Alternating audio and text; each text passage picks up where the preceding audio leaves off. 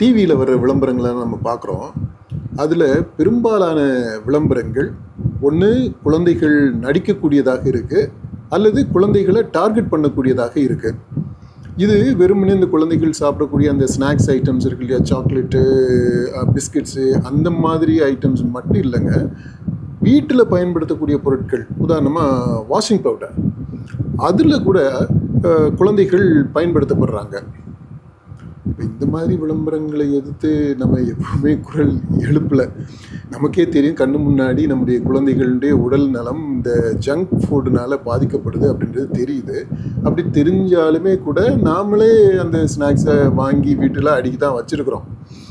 குழந்தைங்களுக்கு பள்ளிகளுக்கு கொடுத்து விடுற ஸ்நாக்ஸ் எல்லாம் பாருங்கள், பெரும்பாலும் இந்த ஜங்க் ஃபுட் ஐட்டம்ஸாக தான் இருக்குது. இந்த பெரிய பெரிய மால்ஸில் போயிட்டு சூப்பர் மார்க்கெட்லேருந்து வாங்கிட்டு வர்ற அந்த ஐட்டம்ஸை தான் நம்ம வச்சுருக்குறோம்.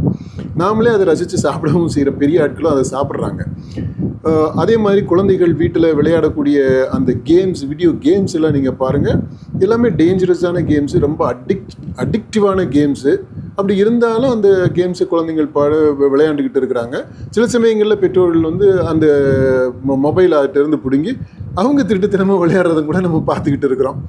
அப்புறம் இந்த விளம்பரங்களை பற்றி சொல்லும்போது எத்தனை பெற்றோர்களுக்கு உண்மையிலேயே அவங்களுக்கு உள்ளூர இந்த மாதிரி நம்ம பிள்ளைக்கும் ஒரு வாய்ப்பு கிடைச்சி ஒரு விளம்பரத்தில் நடிச்சிடாதா அப்படின்னு சொல்லிட்டு அப்படிப்பட்ட ஒரு ஏக்கம் இருக்குது இல்லையா, நிறைய பெற்றோர்களுக்கு இருக்குது. இதுதான் நிலவரம்.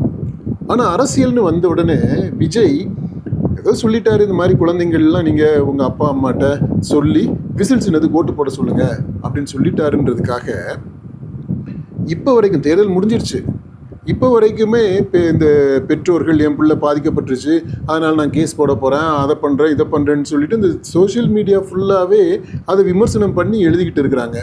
இந்த ரெட்டை வேடம் தான் நான் வந்து இப்போ சுட்டி காட்ட விரும்புகிறேன்.